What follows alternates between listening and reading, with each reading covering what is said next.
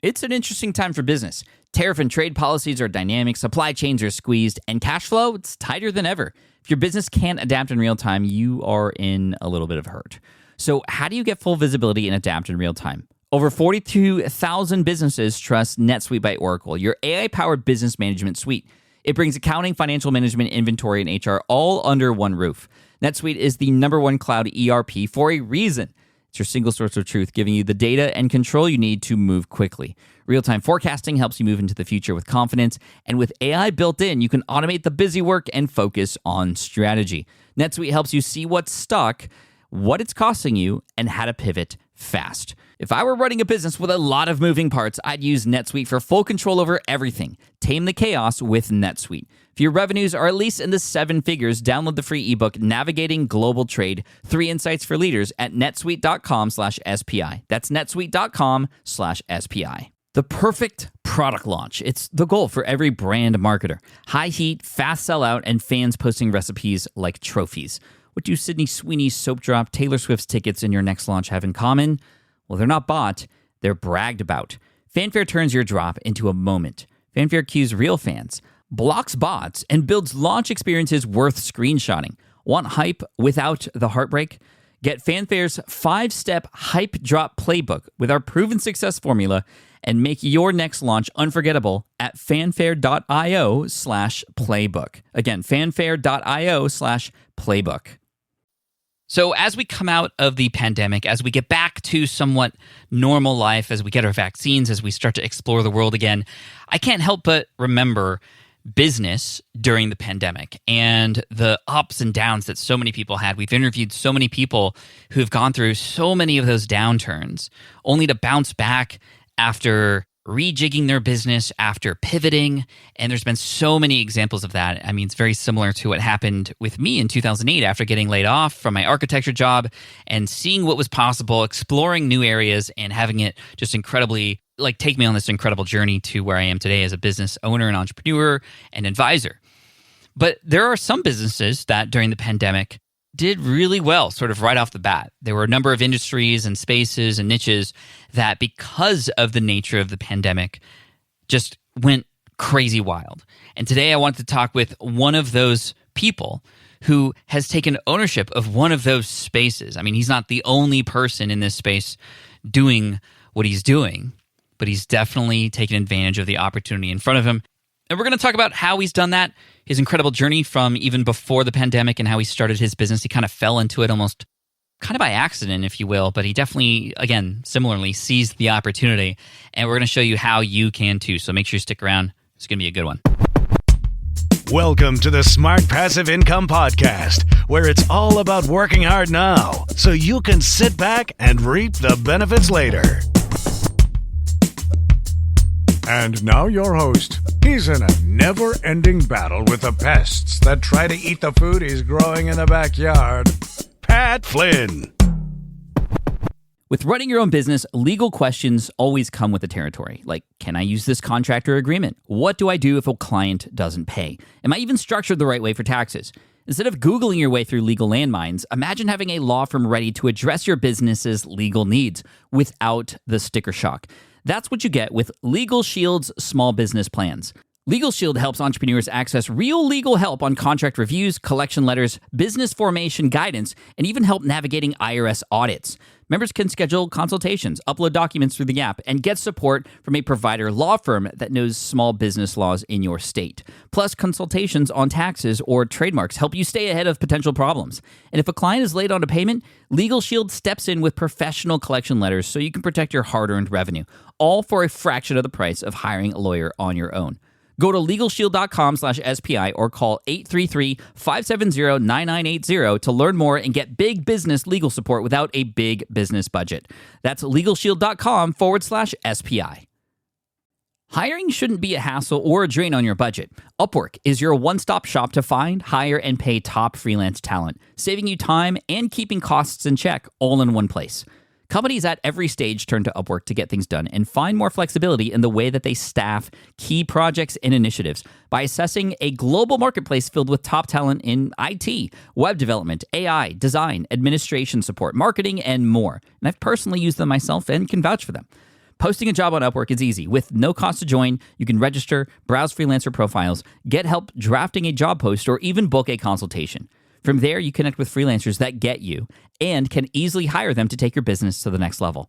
Upwork makes the entire process easier, simpler, and more affordable with industry-low fees.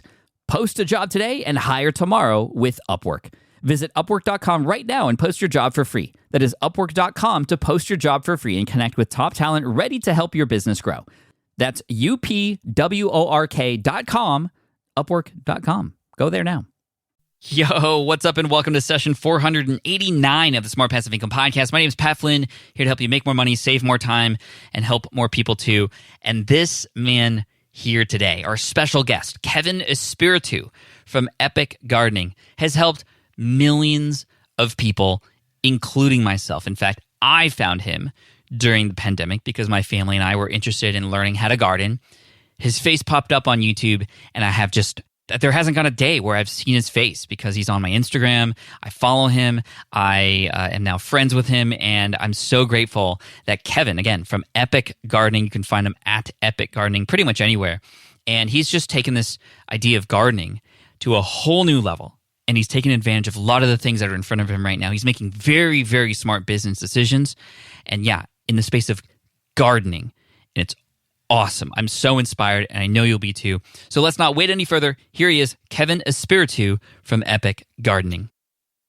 Kevin, welcome to the Smart Passive Income Podcast. Thank you so much for joining us today. Hey, thanks, Pat. It's awesome to be on. I'm stoked, and I want to just thank you up front here because you've helped me start my own garden, but not just me. You've helped my family and I together create these memories, especially during the pandemic. I found your channel, and then we ended up meeting in person because you live in San Diego too. You gave me some dragon fruit. Actually, I remember that, which is a super Filipino thing to do because we're both Filipino. It's like, oh, take some food. I'm surprised it wasn't like wrapped in foil or something. Yeah, some lumpia along with it, yeah. Yeah, oh, dude, yes. But I've just gotten obsessed with your channel. And then even people on my team are like, oh yeah, Kevin from Epic Gardening, you got to meet him. That's super cool. And it's like, dude, you're huge. And just first of all, thank you for what it is you do because I've had some of the best tasting food I've ever had. The kids like vegetables now, all thanks to you. Hey, it was surreal to see you say that and share that because little do you know probably that I've followed your stuff probably almost since you started, I want to say. I mean, back with the lead exam stuff and like way back. And so I knew you were Filipino. I knew you were in San Diego. And so, I guess I felt a connection as well. So it was cool to connect with you. Yeah, for sure. And you had said that you had heard the podcast a long time ago. And I know that was before Epic Gardening even started. Why don't you take us back to what were you doing online and kind of trying to find your way before you hit up Epic Gardening and the big thing it is now? Yeah, so let's go all the way back then. So, I mean, I went to college. I went to UC Santa Barbara. And at that time, I had found online poker. And so I was playing online poker. And I was undeclared going into school, ended up with a business economics accounting degree, mostly because I was still sort of undecided. So that was my way of like declaring while still being undeclared, I guess. I was like, this is a safe major. And what ended up happening in college is poker went well. I got pretty good at the game. I wouldn't say I was like stellar compared to the people I was hanging around with, but I was doing well enough to pay for school. I could pay for school with that. Wow. And so that sort of disillusioned me from being an accountant because it wasn't some innate passion of mine to do that. And I was watching all my friends go down the track and get the internships and work, 80 hours a week. And I was just like, I don't know. I mean, it just doesn't seem worth it when I'm paying for school and making more than an accountant in college. And so that sort of, I would say that was my first like breaking of the mold where I was just like, oh, I guess you don't have to do that if you don't want to. Because I grew up just thinking, okay, you go to college, you get a job and you just get the job that makes sense. You know what I mean? And so, yeah, when I came out of school, I kept playing for a while. And at that point, I was investing in other poker players as well because I read 4-Hour Workweek and realized I actually just had a high paying job back then, kind of like a lawyer's salary, I guess. And so I was like, oh, I have to do something businessy. I didn't really know much about business. And so I was like, well, what if I just invested in other players? And that was sort of my next step, I guess you could say. But then I took sort of a darker turn where I looked at all the poker players that were older than me. And I was like, dude, these guys are 26, 27. They're still doing the same thing. Doesn't seem really that fun, that far down the line. And so I ended up quitting poker on April 27th, 2014, I won a poker tournament and I was like, okay, I'm going out on top. I'm quitting right now. So I quit, but I didn't know what else to do, right? So I didn't have anything after that. And I had already graduated college. And so I played video games. I started playing a lot of video games, like 10, 12 hours a day, every single day. You can ask my cousin. I was like in our garage, just playing StarCraft or whatever. Jeez. And I was like, okay, I need to stop this. And I started building websites for people just because, I was into the internet, into tech. And from there, that's when gardening hit me because my brother had come home from college and I was like, dude, I need to do something to get out of the house because I'm just stuck behind the computer. Like I quit poker to not do this. And now I'm doing this and not even making very much money. So what was the point of quitting? I should have just kept playing the poker, And so I started gardening with my brother, got hooked on it. And at the time, the reason for starting Epic Gardening was to start a gardening blog to show the people that I was building websites for that I knew how to build a website. And so it was almost like a digital business card. And then at the same time, once I started realizing that, okay, building websites, you get a contract for like a local plumber or dentist, and then they're gone and you have to get another one. I was like, well, I should help them with marketing because I know the internet really well. And so then I started growing the blog again to show them that I could market something online. And that's kind of how Epic Gardening started in a weird way. It was just a hobby at the start. That is crazy to go from poker and it was it online poker, offline poker? Yeah, only online. Yeah. All online. It's so interesting because my roommate from college is a poker player and he's still doing it. He's in his 30s now and he's still grinding. And he's just like, it's the same thing over and over and over again. How did you get to the point where you're like, you just won? Like that would normally make people go, I am great at this. I need to keep doing it. Like what was the drive so much to quit? That's a very disciplined thing to do at that time. And I think a lot of people, I would have probably just tripled down on that if I had won. How did you know to stop?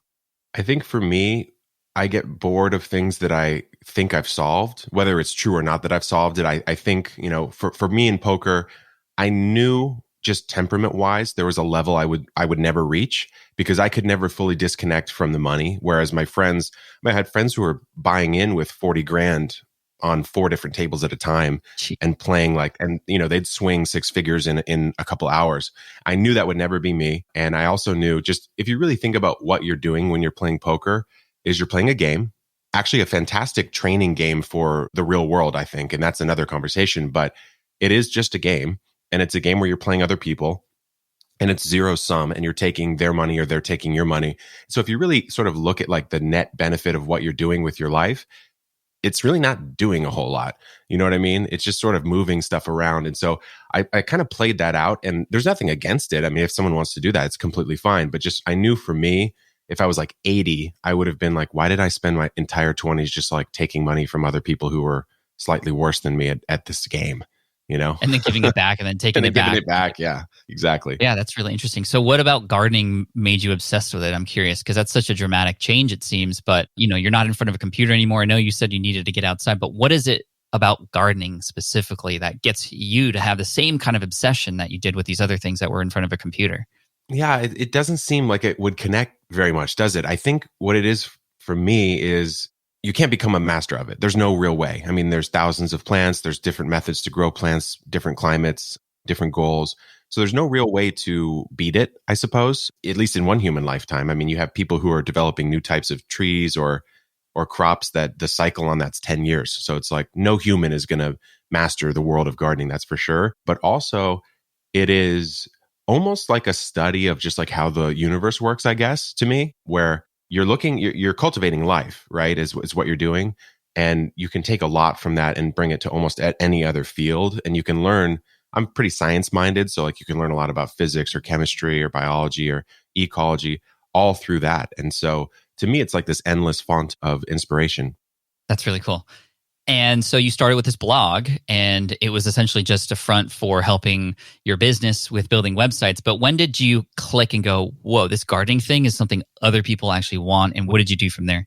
Yeah, I think what I was trying to do at the start was after the point where I was helping people market their websites and build websites, and it did have a little bit of legs on it, I was focused on hydroponics because I was growing indoors. And so I found a small audience with people who were into hydroponics. And that's just kind of especially like 8 years ago, not a lot of people were doing that online. Well, maybe they were, but they were growing a specific crop that I wasn't growing, if you know what I'm saying. Right. That we're not going to So, talk about. yeah, exactly. So I found a little bit of a community there. And then I said, you know what? Like, I feel like this could be something, maybe like a little side income or something like that. And at the time, I don't think many people know this, but it wasn't called Epic Gardening. It was called Xponics because I was only into hydroponics.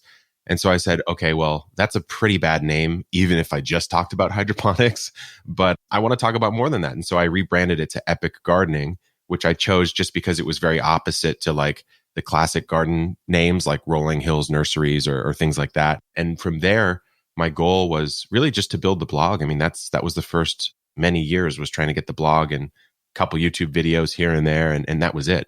How did you approach the content? I know that you lived in a certain place and you used a lot of just your own home as the experimental ground for this, versus I know a lot of people who create blogs and then essentially they're just regurgitating a lot of what other people have said.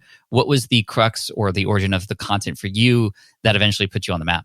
I think for me, I got really deep into SEO back in the day. And so the blog was very, very solid, I would say. And maybe after a couple of years, you got to learn SEO, but after a while, I got pretty solid at SEO, which surprisingly is less complex than most SEOs would have you believe. So that really helped because that sort of became, I would say the blog became the hub and every other platform became the spokes, right? And so when I wanted to launch the YouTube channel, the most logical thing to do was, of course, to look at the top blog posts that I had written and just make videos on those blog posts and put the videos on the blog posts. And then it became the same with the podcast. When I did the podcast, it was, top 50 articles, make podcasts about them, with the idea that just everyone wants content in slightly different ways. I'd rather hear it when I'm in the garden, or I want to watch it when I'm relaxing at home. I don't want to read a blog article. And so it was just stacking these different content models, but also leveraging the prior ones I'd built to help me kind of get it off to a good start. Give us an understanding of like, what were some of those first pieces that did really well? What were the names of those blog posts and videos that seemed to really take off? Yeah, the first ones that did really well, because like I said, I started in hydroponics. And so I was writing guides on different styles of hydroponic systems. So a deep water culture system is a really classic one. There's one called the Kratky method, which is a passive hydroponic system. Nutrient film technique, which is just running a very small film of water with nutrients down a channel and having the plant grow in that. And so those articles did really well, mostly because there just wasn't a lot of good info out there on them that wasn't stuck in either a PDF on a university website or like a forum for growing that crop we aren't talking about. And so, yeah, just putting it in plain English on the internet in an open format. And then what I did is I made videos about those systems. And I actually remember what I did. I made an Adobe Photoshop document and I had layers. And instead of like using like a Canva presentation like you might do these days with slides or something, I just clicked and unclicked the layers to show like the change of the system. Like, oh, this is the material you need, and then you need this. And so from a YouTube perspective, and I know, you've got a lot going on for YouTube as well, and you've studied it deeply, it was atrocious because it's literally, think about maybe like 12 pictures, so to speak, and seconds or minutes between any change on the screen. And I'm just talking. But back then it's 2013. And if there's no video on it, your video is de facto the best video on it. So that's kind of what happened back then. And then I know where you are now. Tell us, kind of fast forward, how big is the brand? Tell us any numbers that you can, just to give us a perspective of like just how big this has grown since then. And then we'll fill in the gaps. Yeah, sure. So, I mean, the big thing that changed it, I would say, that coalesced everything, obviously, was the pandemic. And we rocketed up just like everyone else in the gardening community and many other communities online. But we're at about 1.12 million on YouTube. TikTok's probably 800K. Insta's over 300 now. Pinterest is difficult because it's like a monthly viewership that you translate into organic traffic, but it's quite a bit. The website's getting over 1 million uniques a month right now, maybe 1.5 in the spring. And, the books have sold, I think we've sold maybe 25,000 copies of the first book. And the second book just launched, so not that many, but maybe 1,500 so far. Yeah, I mean, it's just, it's wild to see it all sort of come together like that. And you have fans now. And I remember when I went to your garage sale because you were unloading some stuff because you were moving from the home that you were in, which is like this super urban-y kind of place with a very tiny plot. And a lot of the videos that you did were actually like about how to grow on that plot and just the little containers that you were using and the tricks that you were doing. I mean, videos with hundreds of thousands of views. And I went there, but it took like 20 minutes to get to because like I saw you, but there was a whole line of people who were like wanting you to sign stuff and just wanted to chat with you. When did you start to notice that like fans were coming about from the work you were doing in the gardening space? Yeah, I actually, that's a really good question because, you see online with all these creators and they have like their squad or their name, their named sort of fan base. And I never really had that because I think up until, again, the pandemic, I was just putting out information, but I wasn't really sharing a lot about my own life. And I wasn't really doing all those things that like a creator would do to sort of make a tribe, I guess. And it just didn't really seem interesting to me, I guess. I was like, well, the goal of the company, our goal is to teach the world to grow food. And so that doesn't really mean, have people be fans of me, right? But I think during the pandemic, everyone got stuck inside. I did seize the opportunity, so to speak, and increased my videos and improved my production and improved sort of like all these little things that I'm sure you and I could talk for ages about on YouTube and other platforms. And that did start to have some fans. And I think for me, what's interesting is I don't really want fans. I would much rather just have someone who is appreciative that what I put out was helpful to them. And that's what it turns out I have. Like the people that want me to sign something or something like that, it's generally because I've helped them in the garden, which is what I want to do, and not because like they're obsessed with me or something, which I feel would be kind of weird. Yeah. It can be a little weird sometimes, but it also is a reflection of just how, like you said, how much value you're providing to them already. That's the byproduct of it sometimes. Mm-hmm. It was just really cool to sort of like witness it from a gardening channel perspective. It was just so cool. And it just shows you that it can happen in any niche. I mean, I had fans from my lead exam website, which is kind of strange. But we have gotten to know you. Like through your videos, we get a sense of your style. You have this super laid back personality, but you're so knowledgeable. You're so scientific with your approach. And you're doing a lot on social media now to bring us into your life a little bit more. You recently purchased a new property as you've been upgrading. Tell us this new property. What is it? How are you forming content around this purchase? And like, what are your plans with it? Yeah. So again, that was born of the pandemic, I guess. I was looking around. I kind of had feelers out for buying property, but it's San Diego. I'm sure, as you know, it's not a cheap place. And I was like, is this even possible? Like, I never thought I would own a home in San Diego. And so I was looking around on the MLS. I saw something pop up. I drove down immediately. I saw the land. It's 13,000 square feet of basically empty land and a 1,000 square foot home in the corner of the lot. And I said, 100%, I'm going to get this house. I don't really care what's it. I didn't actually look in the house before I put an offer out because it was in a location that I wanted. And I knew for a fact, just going raw business metrics, I knew for a fact that I could pay the house off simply with the increased opportunity that the house would provide. Being able to grow more crops, more guides, maybe, some sort of working with brands that are more house related rather than garden related. So on a raw financials decision, I was like 100% I can pull it off. But really more than that, it was the ability to express the mission of the company more. So like you said, you saw that first garden, 15 by 30 feet in the urban front yard. I couldn't grow any perennials, couldn't grow any trees. I would have to almost not even grow like some classic crops like big squashes or melons because it would take up like 30% of the garden. And I couldn't really afford to do that to show variety. And so, yeah, the whole purpose of buying it was, number one, I wanted to own a home just because I wanted it. But number two, it was to express the mission of the company more, which is kind of what I'm trying to do now and actually go a little deeper where not just gardening, but also how do you take the best of ancient life, like the primal things that seem to just make us happy innately, like growing and consuming food with our family and friends, toiling in the soil, these sorts of things, and the best of technology, right? And so how do you leverage tech in a way where it almost sort of disappears into the background and you live sort of this like high-tech natural life that's as sustainable as you can make it. So that was kind of the goal of what I'm calling the Epic Homestead now. And you are a very prolific content creator. Give us a sense of like, now that you have this plot of land, the different kinds of content that you are planning to have come out of this. I know you're in the middle of a bunch of experiments. You've already shared a bunch of things. What does this now give you access to? I want to know what your brain is like in terms of, here's like what we can do here. Here's what are the videos that are going to come out of this? I know you're stoked on it. I am, but like, what are your plans? I'd love to know. Well, yeah. So that's the thing is, in my perfect world, which I'm not near, what I would like to do is have a seed to harvest guide on every plant possible to grow in my climate for people. So how to grow peas from start to finish, how to grow tomatoes from start to finish. But of course, around that, I can integrate chickens, which I'll be doing soon. I've been doing videos on the second channel about solar power, rainwater capture. So all of the sort of things that we typically pull from a resource like SDG&E, our electric company, or the water company. I'm trying to say, how low can I pull from external sources and how much can I actually do on my own property? Hopefully soon we can even do things like cooking, preserving, and stuff like that. Really, the sky's the limit. I mean, the hardest part for me right now is organizing all of that because, if I'm growing wheat, which I'm about to do, I'm going to grow my own bread. It's like, that's, a 90-day video. And so how do I remember to film the segments of every plant that I'm growing over the course of an entire year? And then you got to think about it. I can't actually release those videos this year. I have to release them next year because if I harvest, let's say, corn, seed to harvest, well, I'm harvesting it at the end of the season and then I drop the video, no one cares.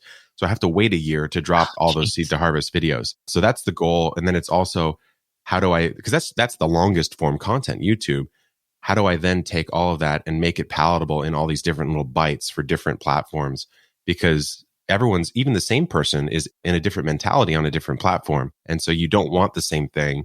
And even small little details should be changed to make it more palatable for that platform and that person. So that's the hardest part really is how to sort of manage it all. How are you managing it all? I mean, not very well, I would say. I mean, I'm very organized in a chaotic way, I guess is the best way to put it, where I do know the videos I want to make. And like I said, those seed to harvest videos, I am tracking them in some way. But for the short form content, like an Instagram reel or a TikTok, I don't know, an Instagram feed or something like that, I pretty much just take them as I go about my day. I don't plan those out too much. I think I could gain a lot actually if I did. And besides that, I mean, I use like a tool called Notion to track my videos. And I use a decent amount of little automations here and there. But yeah, there's a lot of sort of little details of the process I think could be dramatically improved.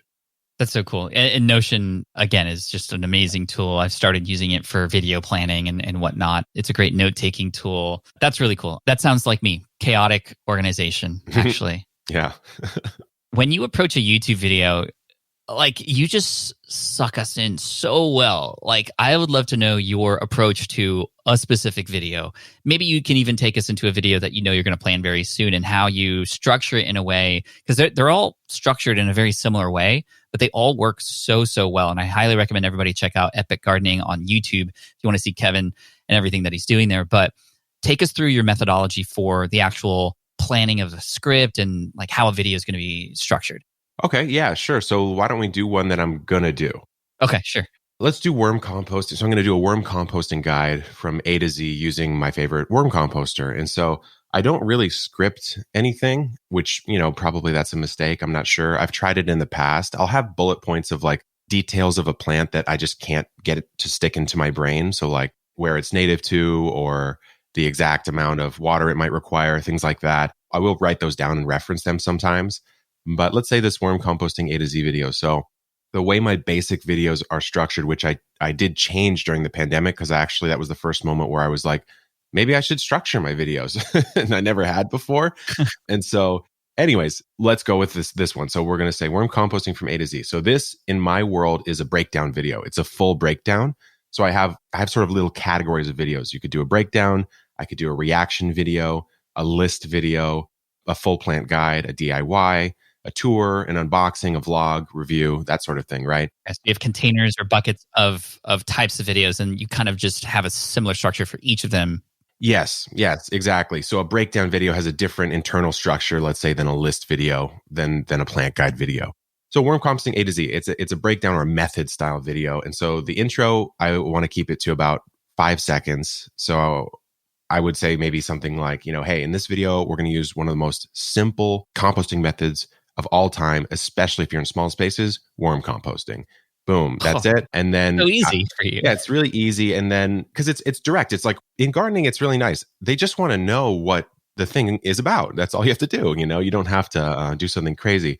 And so then I will do my little intro thing. So I'll say, Kevin Espiritu here from Epic Gardening, where it's, my goal to help you grow a greener thumb. And then I'll segue that into the topic. So I say, and with greener thumbs, you need to be generating some of your compost on your property. And worm composting is a fantastic and actually quite simple way to do that. And so in this video, we're going to go over a couple And then I do my, this is another thing I came up with in the pandemic was the little call to action. So, and, people will be like, smash the like button or dominate the like. So I said, gently cultivate the like button and I'll bless you with, 10 pounds of worm compost or just something silly like that. And then let's get into the video. Dude, I love that. I got inspiration for that for my Pokemon video. I like quick attack the like button or something. Just something that resonates with the crowd. Like, thank you for that. I think that's just so brilliant. That's one of those things. It's like those little touches, those personality moments.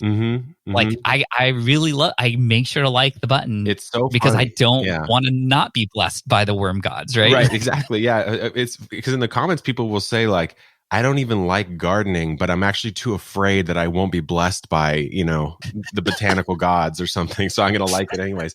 And actually that's a sort of meta note there is to achieve scale, which I don't think it needs to be your goal, but if it is, you actually have to get people who will never do what you're talking about to consume your content technically, because that's the only way that you get to numbers, I guess, that are, quite high, I would say. Well, if you can do that, then definitely the people who the content's for, they're going to stick around, right? Exactly. Yeah. I guess what I'm trying to say is if you can make a worm composting video inherently interesting to someone who will never do it, then 100% of the people who will do it will get extreme value from it.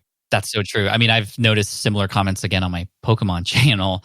People who are like, I'm not even into Pokemon, but I was interested in what the grades of these cards were going to be, and I was playing along. That's how I am. I mean, I am interested in Pokemon, but I probably won't be a collector like you.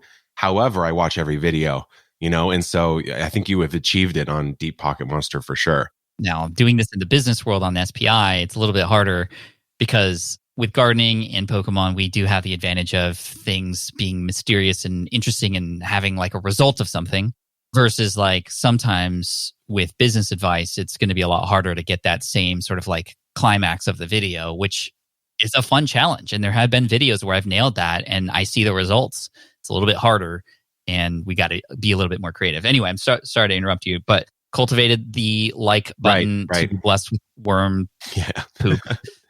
Yeah. So then after that, I really just get into the meat of the video. And so, for example, in this worm composting one, I would set up the bin that I'm using, which actually is a bin that I now sell because it's my favorite one. And so I would set it up, explain it, and then I would go through the filling of it. How do you fill it up? When do you add the worms? What do you need to do to sort of keep the worms happy? How do you layer the compost? What problems might you run into? And then how do you harvest it? And then how do you use it? And that would be a complete guide to go from nothing to actually generating and using it in your garden. And at the end, what I've tried to do is wrap the videos quite quickly. And so when the video is over, you don't really know the end is coming. I'll just say, and that's it. Sprinkle some in the garden. Let me know how it goes down in the comments. If you want another video, check it out. Good luck in the garden. Keep on growing. Boom, I'm done. The video's out. And that's all there is really to it. I think that's really smart to not let people know the ending is coming. I've done that in videos for years, and you start to notice a trickle off versus if you just kind of wait till the very, very end, chances are they're going to click into another video because you have that end card in there. And the more videos you can get people to watch, the more YouTube's going to reward you for sure. In terms of your production, how are you filming this video? I know you have B-roll. I know you do other things like that. Take me through that process. Sure. So I would say up to 70,000 subscribers, I was on a phone.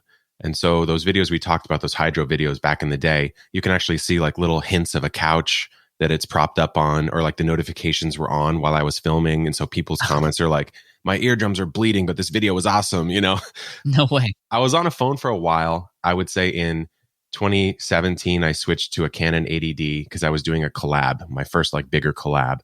And so I was like, maybe I should have a real camera. So I had that. I got that in a Rode VideoMic Pro.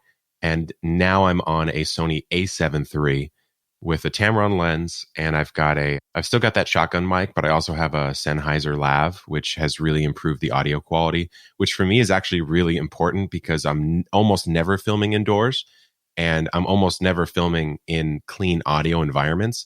So my garden will be in the front yard. Cars drive by all the time. There's a helicopter path. There's an ambulance. There's people, dogs barking. And so the Lav removes most of that. And actually, I leave it kind of loose. Like if there's a little, noise in the background, it's a natural noise.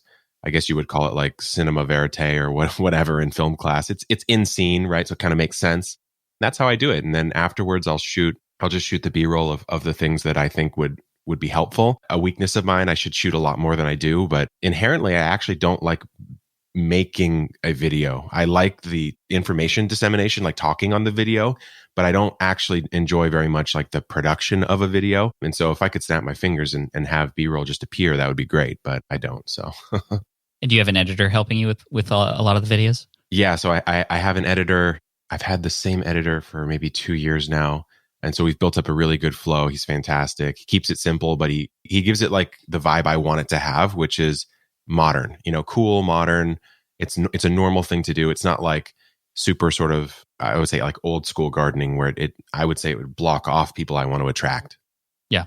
When it comes to the business side of things, I mean, you had mentioned in your worm composting video, which by the way, I watched one of yours from back in the day to start my own worm composting video. So I'm looking forward to the next guide. We heard you say you now sell these things.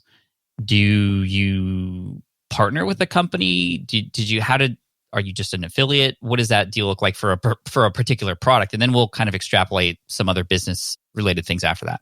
Sure. So for that particular product, for a while, I just met the guy. He was in San Diego and he said, "Hey, can I come by and drop this off?" And I had looked at it before and I was like, that's interesting. So just for someone who doesn't know worm composting, you kind of have two systems. You have one that's a stackable system where you can stack totes on top of one another and the worms will migrate upwards. And that's how you do it. And you just harvest the bottom of the tote. There's also one called a continuous flow through where everything's in one contained thing, which to me just seems strictly better. And this is what this guy was offering. And so he came by, I checked it out. I grew in it for maybe a month or 2 months, 3 months. And I said, for sure, this is the best one I've used. And I've used like 10. And so I started sharing about it a little bit on IG and on YouTube. People seemed to like it. So I did have like a 10% discount or something like that. And I got a percentage of that. And so just a classic affiliate deal. And then when I had my store set up, which there's actually another reason we'll probably get to on why that got set up, I talked to him and I said, instead of me offering this coupon where they can go to your store, why don't I just offer it on my store? And when I take the order, you fulfill it. So that's what's called a classic drop shipping agreement. And then I'll just pay you the cost of goods for doing that. And so that's how that particular product and that suite of products works. But there's a couple different things that I'm doing now. Yeah.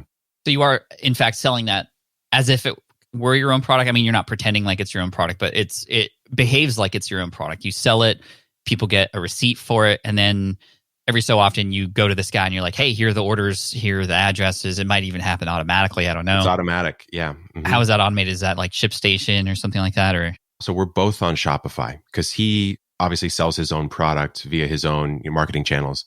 And so we use an app on Shopify called Sync.io. And basically what happens is the order's taken on my store. They pay for it to me. I collect the sales tax, the shipping, et cetera, all that sort of stuff. So it truly is like I'm selling the product. For all intents and purposes, I am. And actually, in reality, I truly am selling the product. The order pushes from mine to his store. He gets it as if he just made a sale. He fulfills it. The fulfillment pushes back to my store and the customer gets the tracking number.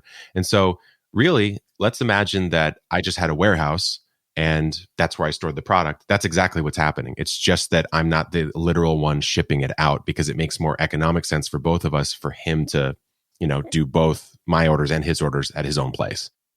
That's insane and awesome and very passive, or as passive as that situation could be. Are you doing that with any other products too?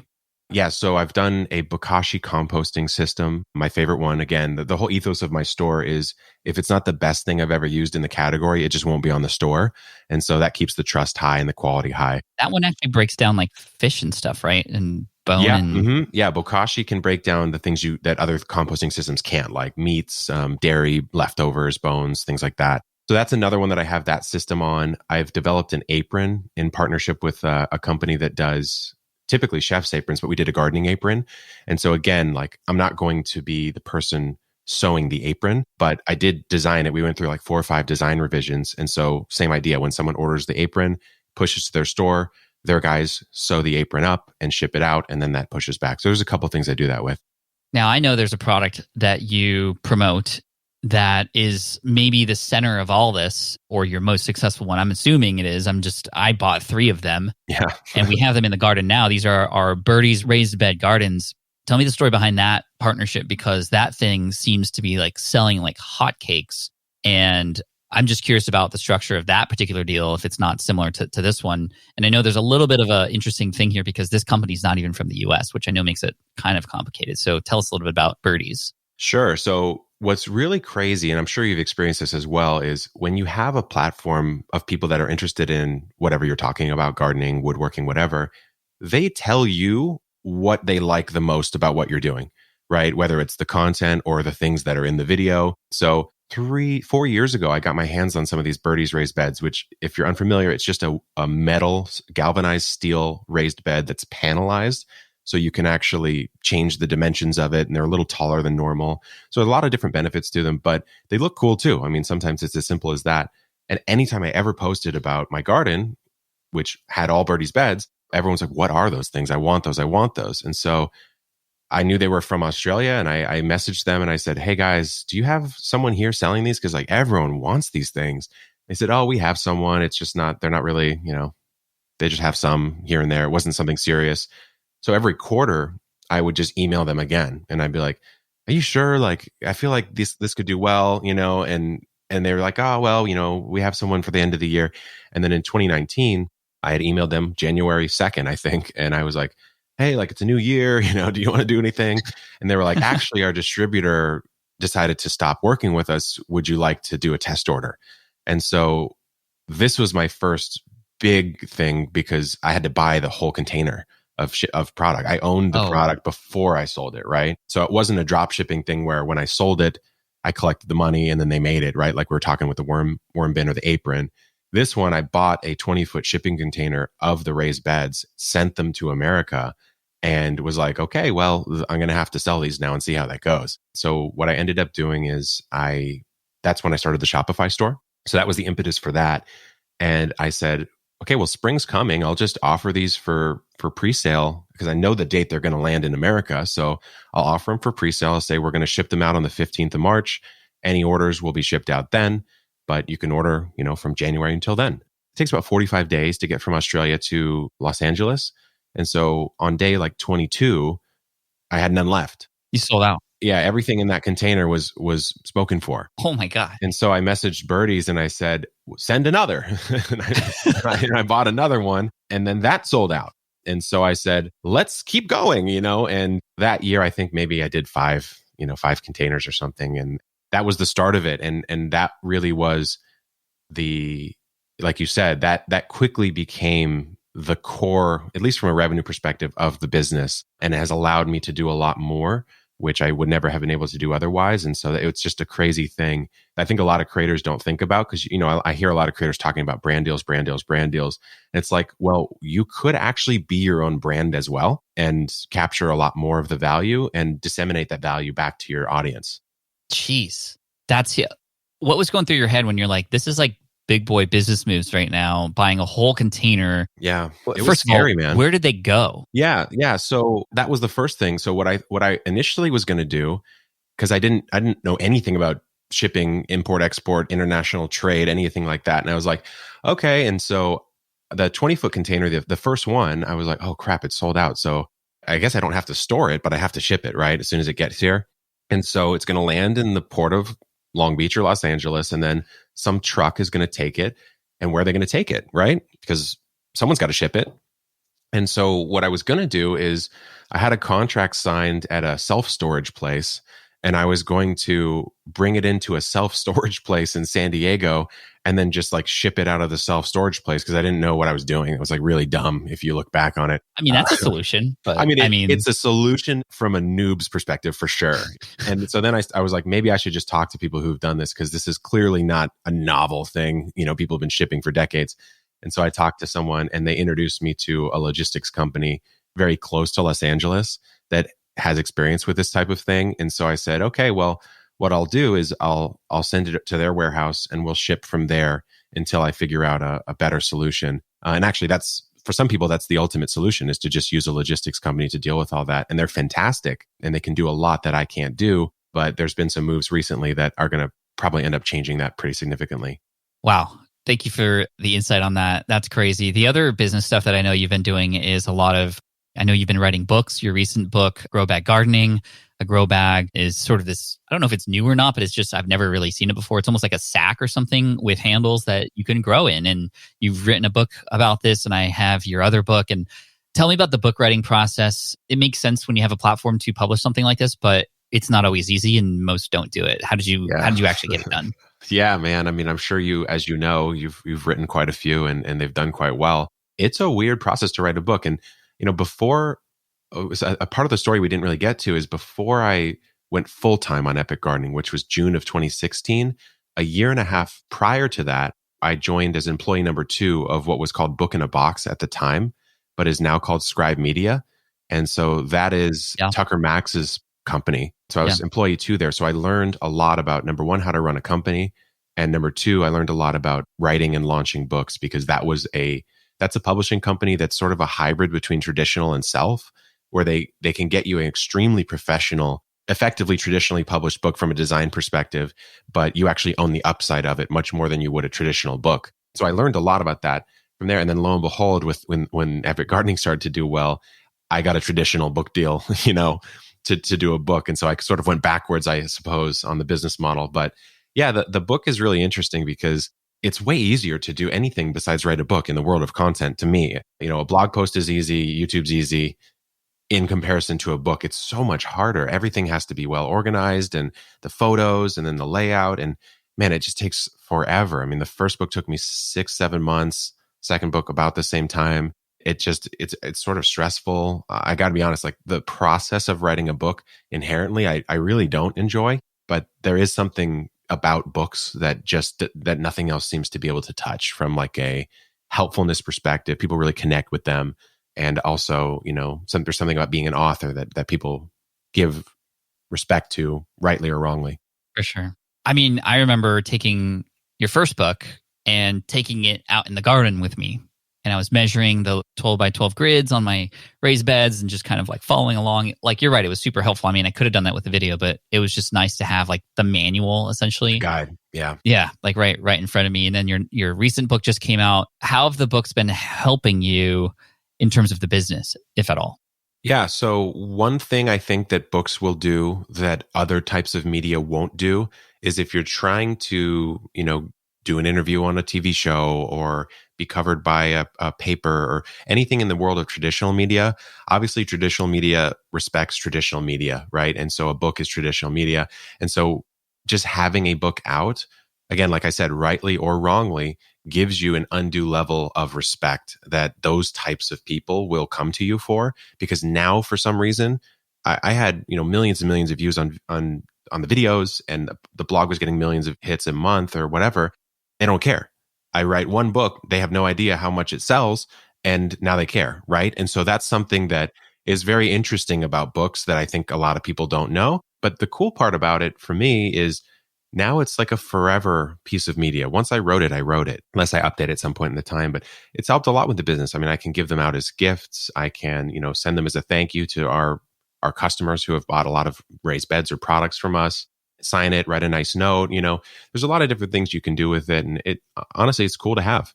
That's awesome. And the final business thing before you wrap here, and I know you've done a lot of collaborations as well. And in the world of YouTube, especially, that's really helpful. But just in general, in business, collaborations are helpful. What's your approach to collaboration? Is it, well, when it happens, and we'll cross paths and we'll just kind of make up a deal there? Or do you strategically go out and kind of pinpoint certain people and try to work with them? How do you approach sort of working with others in the same space with you? Yeah. So in the same space, I will have people on the podcast a lot. I will, if I'm in the area, I used to do more tours of other people's gardens than I do now. Obviously, the pandemic kind of shut that down a little bit. But general philosophy on collaborations is usually I don't actively like try to get one. I usually just see who's interested in general and then see if it makes sense. And that has really served me really well. But maybe it's a personality thing, because that's kind of how I am in a lot of different areas where, for example, the Birdie's Beds, a lot of people in the e-com world, I guess, would say, do the research, do all the analytics, look at Amazon bestseller rank and stuff. I just don't want to do that. I just want to wait until the universe basically tells me what is going to work so loudly that it's obvious. And I'm not being woo-woo about it. I'm just saying, literally, when you post about the beds and 10% of the comments every time is what is that? Just make it available for sale. It's not that complicated. And with collabs, I think it's kind of the same where, if it seems to make sense, if the personalities match, then yeah, I'll do it and we'll figure out a way to make it work. To finish off, before we go backstage and chat just a little bit more, I'd love to know what your advice would be for the content creators out there listening right now who are still not quite at that level where they're feeling like it's worth their time yet. How do you speak to them to encourage them to continue to move forward? What would you say? You've gone through the tough times in the beginning and then here you are now. Yeah, well, okay, there's probably two things I would say. One of them is sort of like a selfish inward look, right? And so you do have to know why you're doing it, which sounds very sort of, oh, of course, you have to know why you do something, but actually really think like selfishly, why am I making these videos or this content? What do I want out of it for my own life? And if it's like, I want to make $5,000 a month or something, that's fine. Just have it be that at the start. I mean, there's a ton of people who are overweight who want to get thin because they want to be super sexy. And that's fine. It's sort of an extrinsic thing. Maybe later on down the road, they want to do it for health, right? Like for me, I know like I could get healthier right now. But what's going to motivate me this second is the idea that I could look better. Later on, I'm sure I'll be like, actually, it's more about the health and it's more about how I mentally feel, whatever. Who cares as long as you start, right? So you do have to know selfishly why you're doing what you're doing. But then on the tactics or strategy side, the best thing I could ever offer and it's very simple, but it's hard to do, is you just have to think about who are you making it for and how high can you output that value to those people. So, the worm composting guide, for example, I could make a video with the slides like I did 5 years ago, or I could spend 3 months going through the entire cycle of worm composting from A to Z and talking about everything that could go right and everything that could go wrong and every question I could ever conceive someone asking about it. And then that's max value. And so why wouldn't that video do well, right? Why wouldn't that video get them what they want, how to worm compost, but also get me what I want, which is a combination, of course, of my own selfish desires, but also the mission of the company, how to teach people how to grow food. It gets all three of those in one. And so that's the hardest thing to do. I think you see, and I'm sure probably Pat, you see too, a lot of influencer type people will post, today, it was kind of a tough day, this and that. It's like, honestly, kind of, who cares? Because if I'm watching it and I'm following you for fitness or something, I much rather hear about what helps me rather than what hurt you, so to speak. Sounds kind of harsh. That's just my personal philosophy. I always try to think about the person and not myself, I guess. Yeah, no, that's great. Thank you for that, Kevin. And it reminds me, I remember speaking to Mr. Beast once. I got to meet him in person a couple of years ago. And he was like, people notice when you take that extra time. Mm-hmm. Like they don't necessarily even know, but subconsciously, like they know that you've put an extra effort into it and you're going to be rewarded for that over time. Maybe not by everybody, but people notice that kind of stuff. And I'm thankful that you said that, because there's maybe a number of people listening who are like, yeah, I've just been trying to do maybe the minimum. Mm-hmm. And in many cases, how do we add, like you said, maximum value? So thank you for that. Where can people go to check out all the stuff that you have going on and follow you? Yeah, I mean, anywhere you want to consume gardening content, that's where I will be. So just search Epic Gardening on podcasts, YouTube, whatever. The only things that aren't called that are the second YouTube channel, Epic Homesteading, which is kind of more, it's either more vlog day in the life of how I'm building it, or it'll be like on energy systems or water or capture or stuff like that. And then the only other two things are the books. One is called Field Guide to Urban Gardening, and one is called Grow Bag Gardening. But it's probably easier if you just search my name on Amazon, just Kevin Espiritu, and you'll find it there. So that's it. Thanks, man. We'll have all the links on the show notes. I'll mention where to get that in a minute. But dude, appreciate you so much. Congratulations on everything. Looking forward to connecting and maybe one day having you tour our garden. Oh, yeah. And do a breakdown of all the things we're doing wrong. Yeah. And right. Speaking of collabs, that we got to do one Yeah, for sure. exactly. Thanks for having me on, man. I really appreciate it. Thanks, man. All right. I hope you enjoyed that episode. That was such an absolute pleasure to speak with Kevin. He and I talk nearly on the daily, at least through text messages. And he's so kind. He checks up on me every once in a while to see how my garden is doing. He knows it's important to the kids, and I just appreciate him so much for that. A true, genuine, good guy, and somebody who I know that I'm going to become even closer friends with now that I know he's also in San Diego with me. So check him out at Epic Gardening on all the channels, especially on YouTube. And if you just kind of pay attention to how he does his content, it is so great. I'm learning a lot from him, and I definitely am following his lead on the YouTube front. So again, Kevin, thank you so much for today. I appreciate you, my friend. And make sure that you subscribe if you haven't already, because I actually do a follow-up Friday episode. We have 2 episodes per week now, an interview on Wednesday, and then it's just you and me on Friday, you, the listener. And I go a little bit deeper into these episodes and talk about a lot of lessons and things that are personal to me so that you can pull away these lessons, tie these pieces together, and hopefully move forward and become successful in your life and in your business too. So make sure you subscribe if you haven't already. Thank you so much for all the reviews that have been coming in. We are basically mid-year here now, and I couldn't be more grateful for how the first part of the year has started with the business and the team and you listening. And I hope to continue to provide value and serve you first here in the second half of the year. So can't wait to chat with you on Friday. Cheers. Take care. Peace out. And as always, Team Flynn for the win. You rock. Thanks for listening to the Smart Passive Income Podcast at smartpassiveincome.com.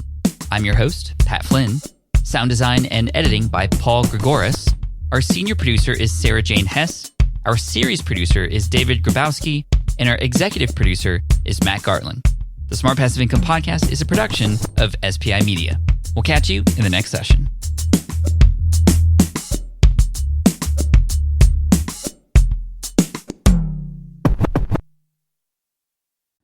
I get it. You want to grow your business, but selling at scale feels overwhelming. You're drowning in complicated funnels, creating different lead magnets, or constantly posting on social media. And that gets exhausting fast, especially when you're trying to sell to hundreds or thousands of people. But what if you could sell at scale with a simple, powerful quiz? A score app quiz or assessment asks your audience key questions and gives them instant personalized results based on their answers.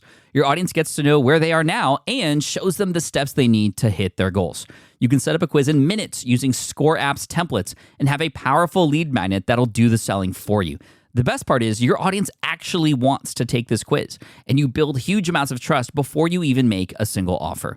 No hard sales, no chasing leads, just value at scale. Get 50% off the first 3 months using the discount code SPI. Just head to scoreapp.com/SPI. Again, that's scoreapp.com/SPI. Have you dreamt about being your own boss, but still haven't made the first steps to making that dream a reality? Well, I get that. Starting a business can feel super overwhelming with legal forms, paperwork, finances. It's a lot. And that's why I'm excited to tell you about Taylor Brands. Taylor is a complete business builder designed to make launching your business simple and stress-free. You can register your LLC in just minutes, keeping your personal assets and the business assets separate from day one. From there, you get access to everything you need to get off the ground. Legal documents, licenses and permits, invoicing and bookkeeping tools, and even a 100-day business coaching program, all designed to help you hit the ground running. You'll also get a free, personalized business plan, branding tools, and so much more. And of course, listeners of this show get an exclusive 35% discount to get started. All you have to do is head to taylorbrands.com/SPI. That's TAILORBRANDS.com/SPI. Stop dreaming, start building with Taylor Brands.